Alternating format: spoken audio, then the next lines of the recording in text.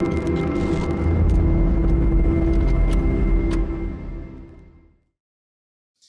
Coríntios capítulo 12, versículo 27, está escrito assim.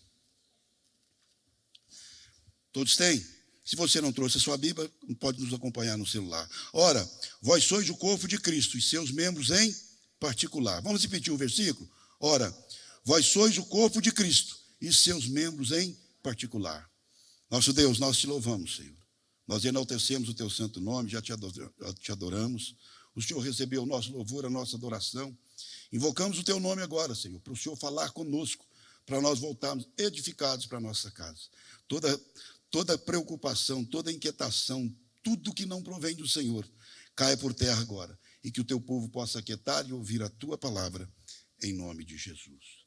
A igreja é uma família muito especial. Aquieta seu coração, olha para cá, e eu quero pensar com vocês sobre isso. A igreja é uma família muito especial.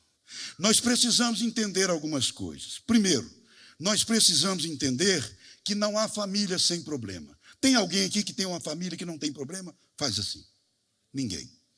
Como a gente precisa entender que também não tem igreja perfeita. Quando a gente chega na igreja, chegou o problema. A gente é problema. Todos nós temos problemas. Então, ainda que não, porque nós não chegamos no céu, não atingimos a plena perfeição, né? Porque nós somos uma família, nós precisamos aprender a viver em harmonia uns com os outros. E isso aqui é muito difícil, sabe por quê? Porque nós temos diferenças.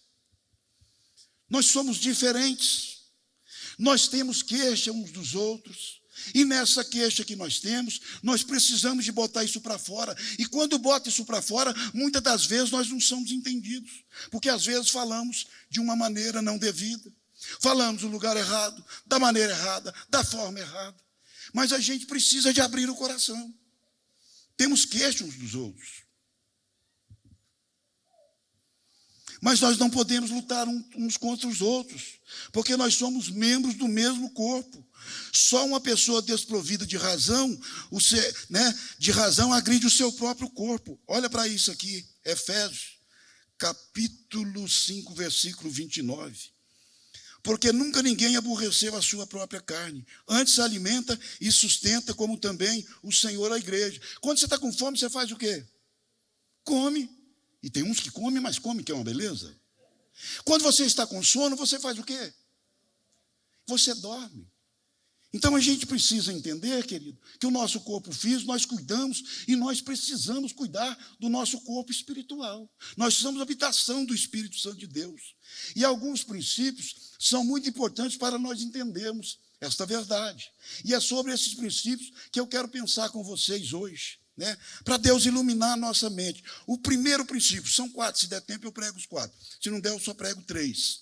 Primeiro princípio, a igreja como uma família precisa seguir as ordens do seu Senhor. Aonde que está isso, pastor, na Bíblia? 1 Coríntios capítulo 12, versículo 5. E há diversidade de ministérios, mas o Senhor é o mesmo.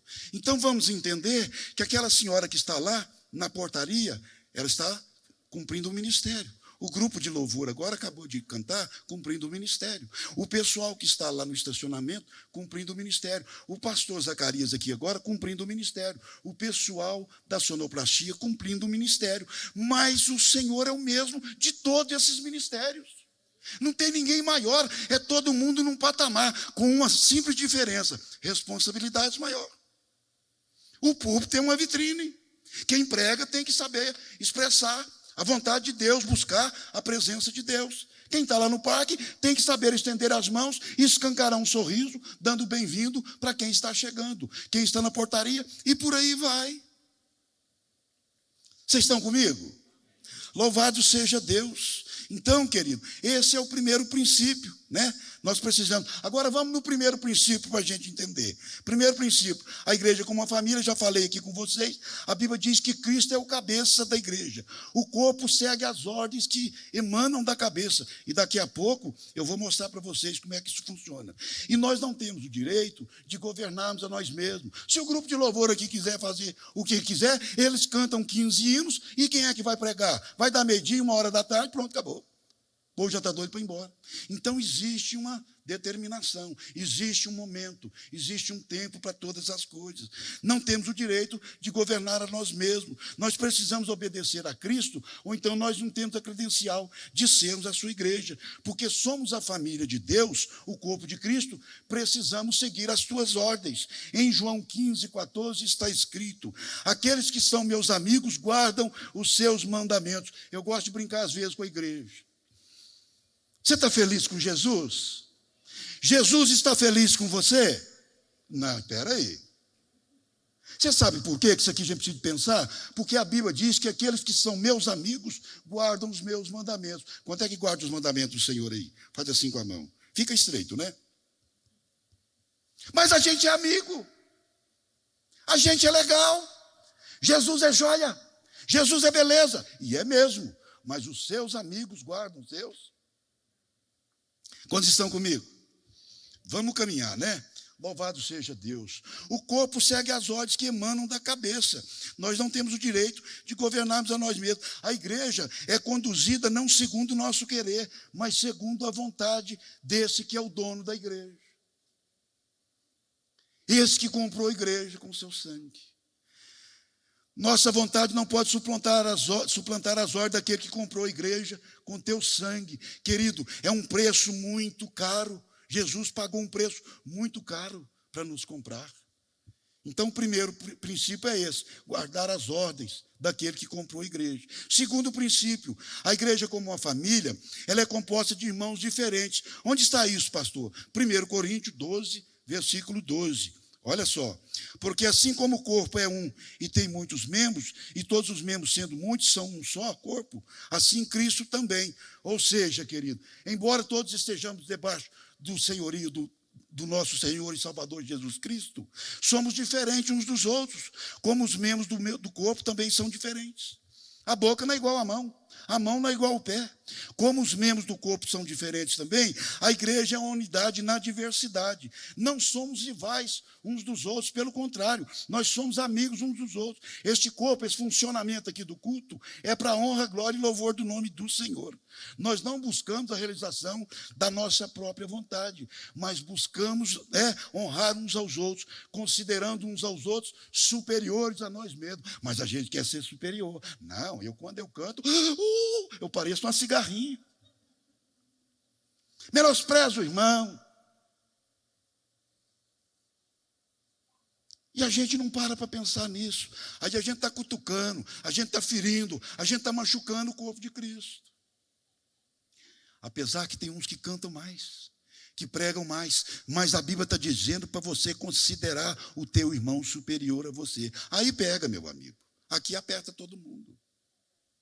Aqui ninguém escapa, considerando uns aos outros superiores. Nossas diferenças não devem nos separar. Elas devem o quê? Nos complementar. Querido, se eu estivesse pregando aqui e não tivesse ninguém aqui, eu ia pregar para as cadeiras. Você é importante nesse culto. Cutuca seu irmão e fala: você é muito importante. Você está aqui para ouvir. Deus nos fez diferentes uns dos outros e nos deu os dons diferentes. Sabe para quê? Para que nós possamos suprir a necessidade uns dos outros. É assim que devemos, agir na igreja de Deus. A unidade, ela não é sinônimo de uniformidade. A beleza e a funcionalidade do corpo não está no fato de seus membros serem diferentes uns dos outros. Quer ver uma coisa? Que Deus deu limpinho. Eu estou com sede. A cabeça, ô Lucas, deu ordem, beba água. Agora eu vou olhar para o copo, estou olhando para o copo aqui. Esse copo vai vir na minha boca? Olha o corpo funcionando. Olha a mão. Olha a tremedeira.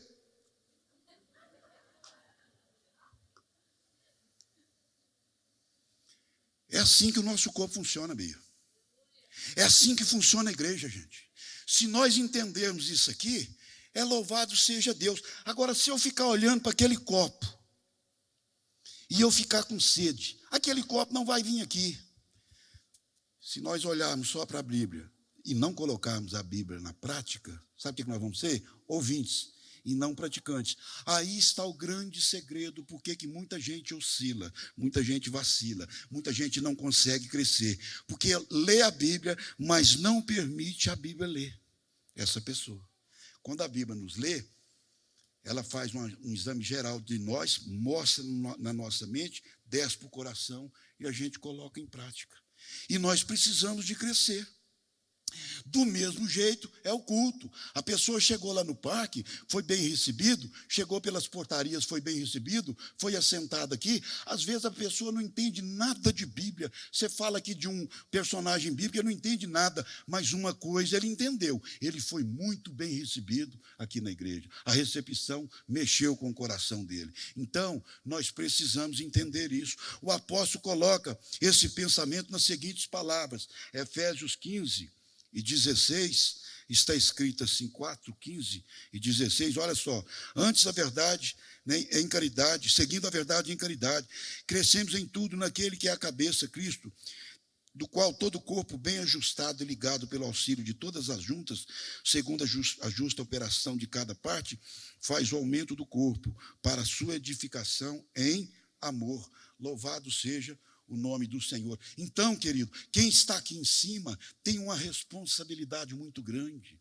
O grupo de louvor, então, é uma responsabilidade muito grande. O grupo de louvor, ele prepara o coração da noiva para receber a presença do noivo no seio da igreja. Agora, eu preciso de passear na sala do trono, eu preciso de ter intimidade com esse Deus, porque se eu nunca tive lá, como é que eu vou levar a igreja se eu nunca tive lá, madame? Aí é que pega. Aí é que a gente não entende, Silas. Eu nunca tive lá na sala do trono.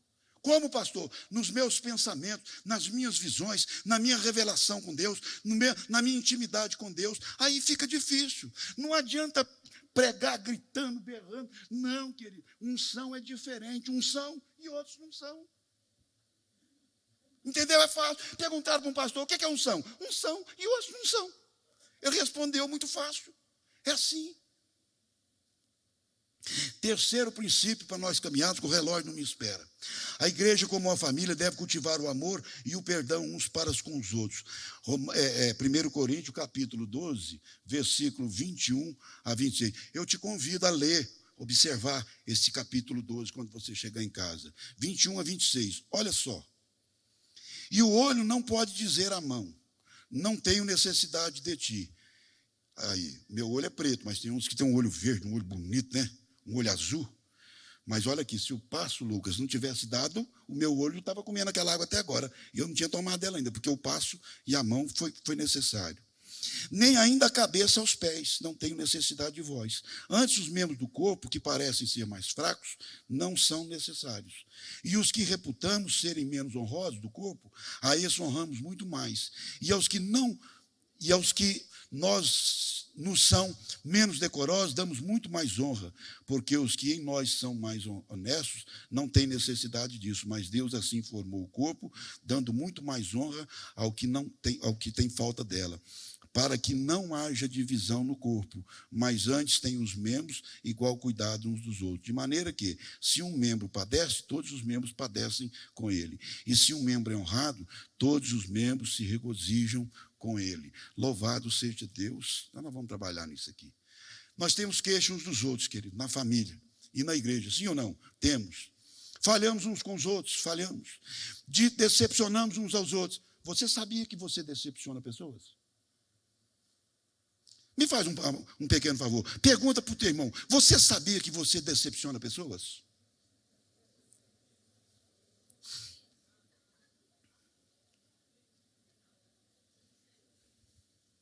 Mas quando isso acontece, não é banir o irmão do nosso coração, não é tratá-lo com desdém e indiferença. Nossa atitude é amar e perdoar essa pessoa. Pastor, mas perdoar é difícil demais. Querido, perdoe as pessoas não porque elas merecem perdão, mas porque você merece paz, Betinho.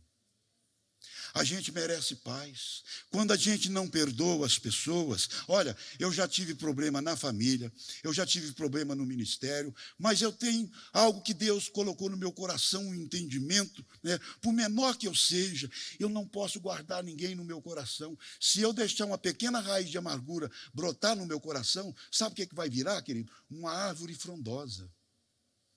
E gente machucada vai machucando outras. Então, errou comigo, pecou, né? Dói, a gente sabe disso, dói, mas nós precisamos perdoar o nosso irmão. Sabe por quê, querido? Colossenses, capítulo 3, olha só, versículo 18, capítulo 3, versículo 13, está escrito assim, Colossenses, deixa eu pegar aqui. Olha só o que diz a Bíblia. Suportando-vos aos outros e perdoando uns aos outros, se alguém tiver queixa contra alguém. Assim como Cristo vos perdoou, assim fazei vós também. Querido, Jesus nos perdoou. Às vezes você está aqui nesta manhã com uma dificuldade muito grande, você carrega essa mágoa no seu coração, isso tem brotado, é algo muito forte na sua vida. Tem pessoas que foram estupradas quando era criança. E sabe por quem? Às vezes por um pai, às vezes por um tio, um avô, uma pessoa. Isso não se fala muito, mas tem pessoas que já passaram por isso. Uma palavra que te lançaram, que você não aguentou naquele momento, e você carrega isso até hoje. Picada de cobra mata alguém? Não. A cobra picou. O problema, tem cobra que morde e não vai fazer mal nenhum para você. Ela não tem veneno. O que mata a gente é o veneno, irmão. O veneno que foi depositado lá dentro. E aquele veneno vai te matando aos poucos, vai te matando aos poucos, vai te matando aos poucos, e a gente não perdoa. E hoje o Espírito Santo de Deus está ministrando no nosso coração. Se alguém te machucou, se alguém te feriu, perdoa, porque Cristo te perdoou. Já pensou nisso, pastor Kenny? Que maravilha. Nós temos mágoas, querido. Nós temos dificuldades. Nossa, tem gente que não gosta nem de olhar para o pai, não gosta nem de olhar para a mãe. Mas olha, se você não perdoar, como é que você vai morar no céu? Mateus 6, 14 e 15. Se vós perdoardes os homens as vossas ofensas, eu vos perdoarei, vírgula. Porém, se vocês não perdoarem, eu não perdoarei vocês. Como é que a gente quer o perdão de Cristo se a gente não perdoa? Vocês estão me entendendo? Dá um glória a Deus aí. Vamos caminhar com o relógio não espera. Entendeu? Olha só, Colossenses 3,13. Na igreja de Corinto, havia partidos da comunidade. 1 Coríntios 12. Um povo gostava de um povo e outro povo gostava de outro povo. Partido dentro da igreja. Será que na igreja de hoje existe isso? Ah, não, fulano de tal que vai pregar, não gosto não. Vou não. Ah, fulano de tal que vai pregar? Estou lá, ué. É benção pura, sem mistura. E os irmãos desta igreja não apenas brigavam, mas levavam suas brigas para os tribunais seculares. 1 Coríntios 6, do 1 ao 7. A Bíblia diz que não é para levar o seu irmão na corte, mas tem gente que leva. Será que aqui tem gente que faz isso? Nas igrejas de hoje? Isso aqui não, é só no Brasil. Na igreja de Filipos, alguns crentes trabalhavam na igreja por vanglória, outros por partidarismo. Filipenses 2:3. Será que tem gente aqui na Canaã que gosta de trabalhar por vanglória, para se mostrar? Ah, se eu pedisse para levantar a mão, hein? Aqui não, é só no Brasil. Ô irmão, dá para você ficar lá no parque? Dá não, pastor, o negócio é o seguinte, eu sou pregador. Eu sou fera, pastor. Eu arrebento. Ô irmão, dá para ficar ali na portaria? Pastor, o que é isso, rapaz? Eu sou cantor. Vanglória. Aí sabe o que acontece na vanglória? Você já recebeu a sua glória, você já recebeu o seu galardão. Você cantou, você pregou, você trabalhou para você mesmo. Então, glória a Deus aí para me ajudar, que eu estou terminando.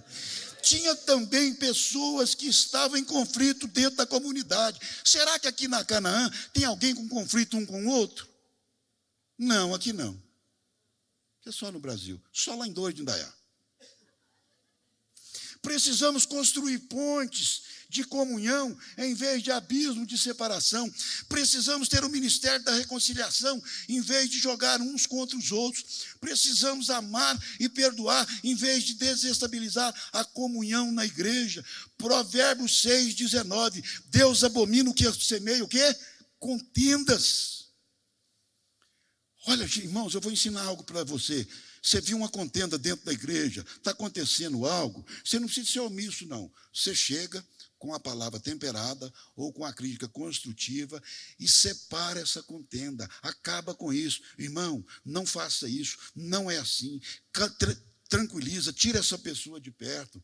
Mas tem gente, irmãos, que se você toca num assunto, essa pessoa está do lado, ela fala, agora é minha hora. E a palavra branda desvia o furor. Essa pessoa entra, a pessoa já está nervosa, aí a gente vê a cadeia cheia de presos. Porque em vez de ter uma palavra branda para desviar o furor, teve mais lenha jogada na fogueira e o fogo acendeu. Deus abomina os que fazem essas coisas dentro da igreja. Na igreja de Corinto, 2 atitudes estavam trazendo tensão e comprometimento. Isso aqui é forte, eu fui ver na Bíblia. Primeira atitude, complexo de inferioridade, 12:16. Olha só, o complexo de inferioridade. 12:16. E se a orelha disser, porque não sou olho, não sou do corpo, não será por isso do corpo? O olho escuta, irmãos. Mas a orelha escuta. Aí a orelha está aqui preocupada, mas que negócio é esse? É o que diz a Bíblia. Primeiro, o complexo de inferioridade. Tem pessoas que estão sentadas dentro da igreja e falam, não, eu não nasci para nada, não. Eu nasci assim, vou morrer assim, crente Gabriela. Você pode fazer muita coisa dentro da casa do Senhor. Tem muita coisa. Quem é que sabe dar um aperto de mão aqui, dá um sorriso? Faz assim com a mão. Nós sabemos fazer isso, querido. Agora, lá na igreja de Corinto, tinha gente pensando assim, mas na igreja de Corinto tinha gente também com complexo de superioridade. Aonde que está isso? 12:21. E o olho não pode dizer à mão, não tenho necessidade de ti, nem a cabeça aos pés, não tenho necessidade de ti. Dei o exemplo aqui do copo d'água. Eu estaria olhando para ele até agora, Bia, se eu não tivesse ido lá. Então, a cabeça dá ordem, o corpo funciona, a mão pega, a boca abre, o corpo trabalha em prol do bem-estar desse corpo físico. Assim é a igreja de Cristo. Nós precisamos entender isso, porque olha para trás, as cadeiras já estão cheias, daqui a pouco está chegando mais gente. Aí a gente com esse sorriso, com essa coisa linda que Deus tem colocado no nosso coração, sem briga, sem intriga, sem maledicência, sem coisas erradas no nosso coração, não tem, querido. Daqui a pouco, 3º, 4º, 5º culto, e vai crescendo. Louvado seja Deus por isso. Pensar além ou aquém do que convém não está de acordo com o ensino bíblico. A Bíblia nos ensina a não pensar em nós além do que convém. Ao contrário, nos ensina a considerar outros superiores a nós mesmos. Paulo conclui esse assunto dizendo em Romanos 15:2, portanto, cada um de nós agrade ao próximo o que é bom para a sua edificação. 4º princípio. Eu vou correr aqui, eu termino. A igreja como família deve ser um lugar de sustentação e apoio de seus membros, em particular. 12:25-26. Uma família saudável, querido, é caracterizada por apoio, encorajamento, sustentação por parte de seus membros. Quando um cai, os outros o quê? O levantam. Quando um triunfa, os outros celebram. Na igreja não pode ser diferente. Precisamos servir uns aos outros, orar uns pelos outros, levar as cargas uns dos outros. Tem gente que tem uma carga muito pesada, querido, para levar. E nós precisamos ajudar. Perdoar uns aos outros. O coração de Deus é ferido. O Espírito Santo de Deus é entristecido. O Evangelho é desonrado quando deixamos de amar uns aos outros como Cristo nos amou.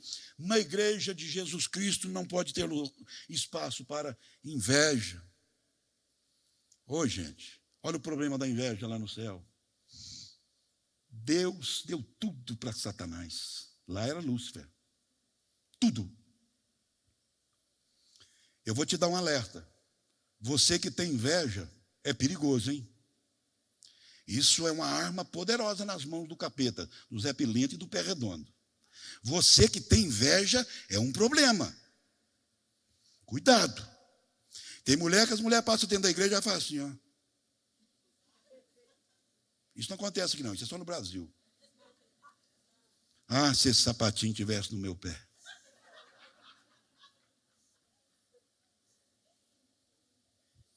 Para não falar dos homens, né? Ninguém sabe o preço que é para ter um carro novo, querido. Mas as pessoas têm isso no coração. O evangelho é desonrado quando deixamos de amar uns aos outros como Cristo nos amou, né? Disputas, gente disputando, facções, intrigas e partidarismos. Aqui não é lugar para isso, querido.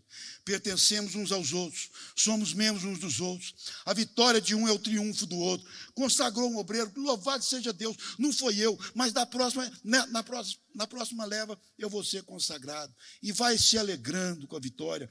Às vezes, eu estou sentado ali, a pessoa só para pregar aqui, querido, eu fico torcendo para ela pregar. Quem dera se Deus me desse uns 100, 200 pregadores que preguem muito melhor do que eu. Porque não é a minha mensagem que edifica, que aumenta o número de membros. A Bíblia diz que é o Espírito Santo de Deus que acrescenta o número dos salvos. Vamos aplaudir ele por isso, querido? Se um membro sofre, todos sofrem com ele. Se um membro sofre, todos sofrem com ele. Se um membro é honrado, todos se alegram com ele. Concluindo que eu tenho que parar. Que Deus nos ajude a viver como família, né, unida. Pois o amor é a apologética final. E é pela prática do amor que o mundo nos conhecerá como discípulos de Cristo. Onde está isso, pastor? João 13, 34 e 35. Se coloque de pé, feche os corredores. Pastora Néia, me ajuda, minha filha.